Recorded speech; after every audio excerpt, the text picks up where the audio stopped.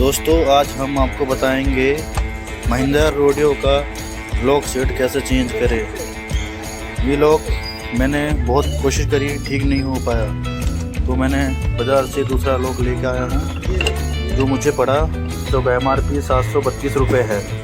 ये देखिए, इसमें दो लॉक होते हैं, जैसे ये डिक्की का हो गया, ये इग्निशन लॉक हो गया, मैन लॉक, और दो की मिलती है। ये आपका पुराना लॉक।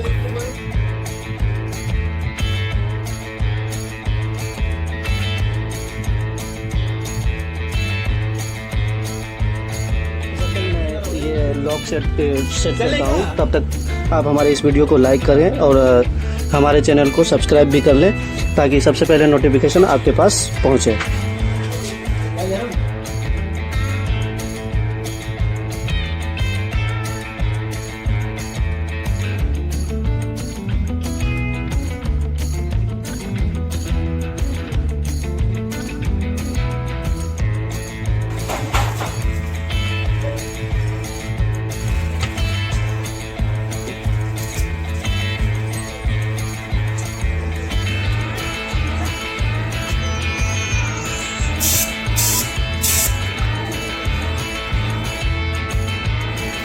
तो दोस्तों देखिए, हमारा लॉक सेट पूरा कंप्लीट लग चुका है। ये नया लॉक, नई की, ये फिट हो चुका है पूरा।